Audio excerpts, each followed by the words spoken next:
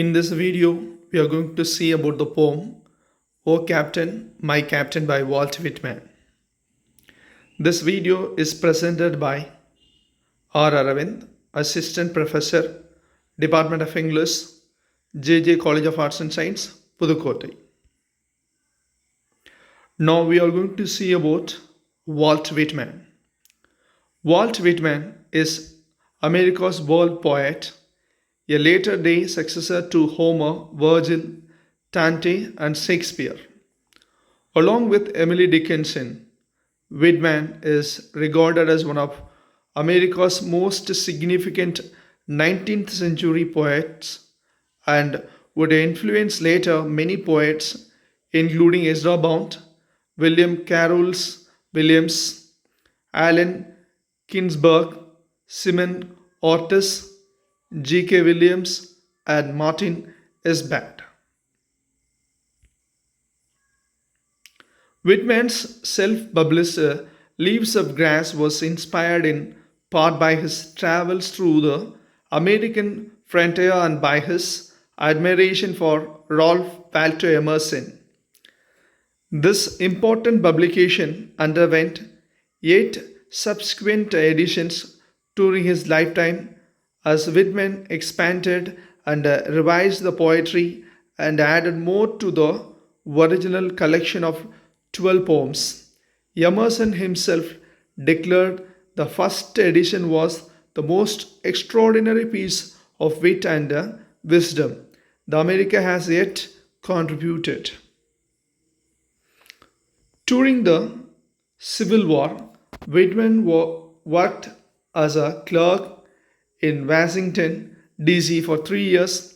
He visited soldiers during his spare time, dressing wounds and giving solace to the injured. These experiences led to the poems in his 1865 publication, Trump Taps, which includes When Lilac Last, In the Dooryard Bloomed, Whitman's elegy for President Lincoln. He died on 26 March 1892.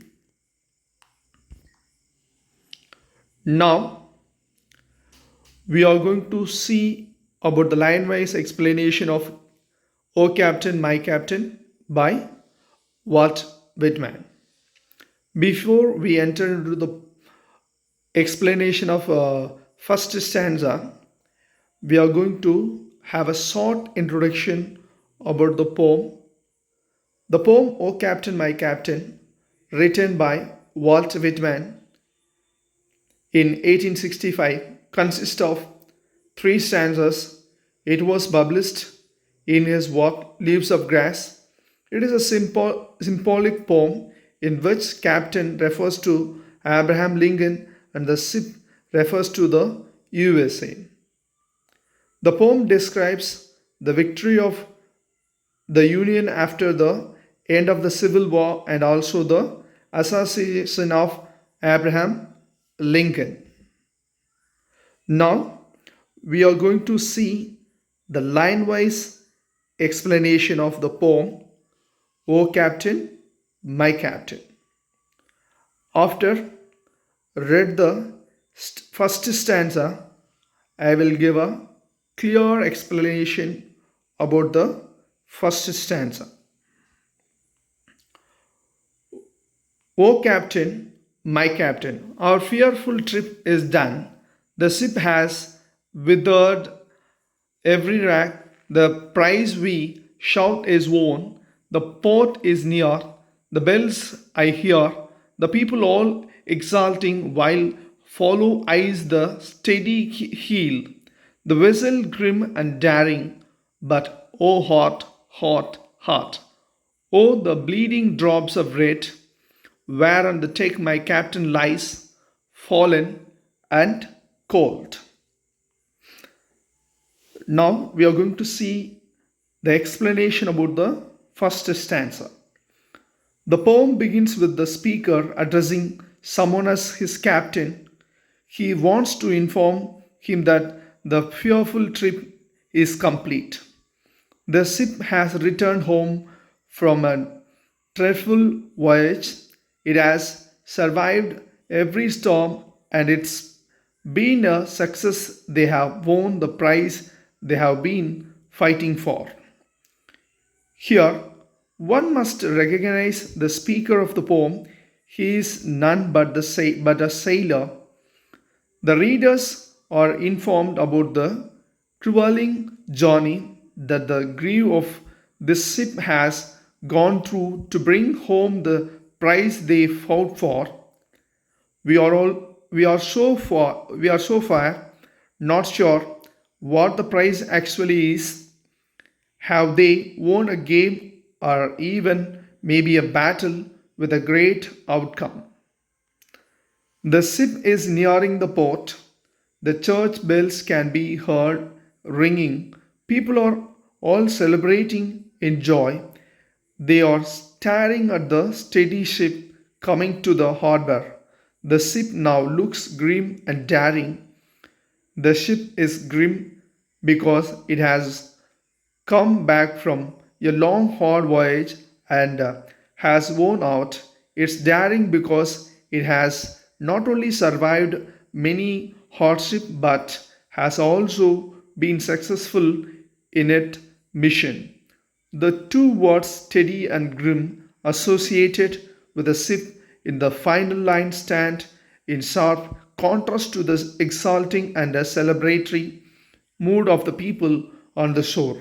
It brings a sense of gloom and uncertainty. Is something bad going to happen?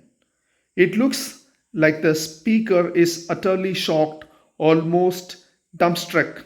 He sees drops of blood on the ship. His captain's body lies on the board. The captain, who was supposed to be welcomed grandly by the masses, is now fallen on the deck, lifeless and cold.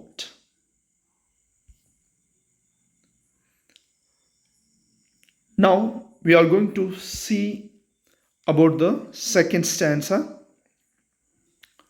O captain, my captain, rise up and hear the bells rise up. For you the flag is flung. For you the bugle trills. For you buckets and ripped breaths. For you the shores are crowding. For you they call the swaying mass. Their eager faces turning. Here, captain, dear father, this arm beneath your head. It is some dream that on the take you have fallen cold and dead. Now we are going to see the explanation of this stanza. The sailor calls the dead captain to rise up and hear the sound of the bells. The people have gathered to welcome their captain. They are waving the flag and playing the fugle for him. They have brought bouquets and wreaths with the ribbon to give him a grand welcome. The crowd is cheering for the captain.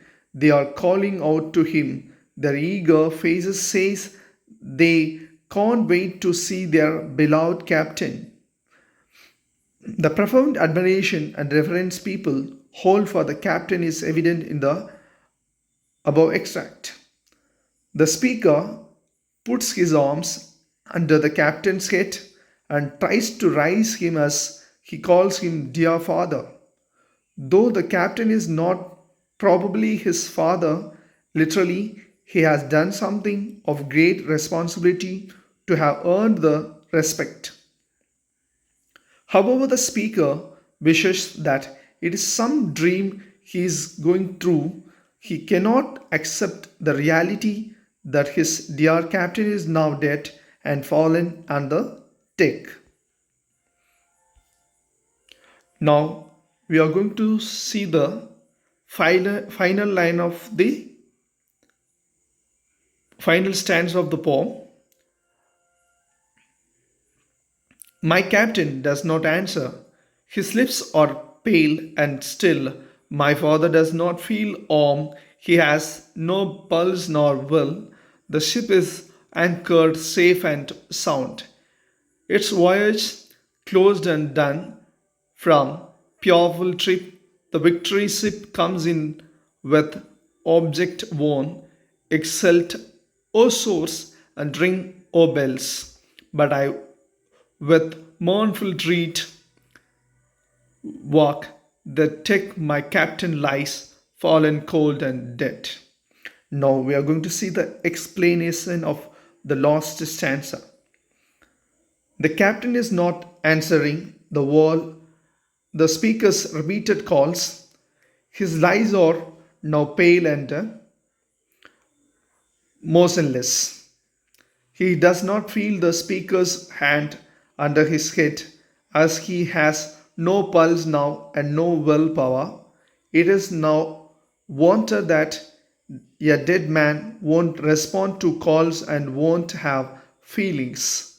But these lines actually highlight the unbearable pain and grief the speaker is going through at the death of the captain.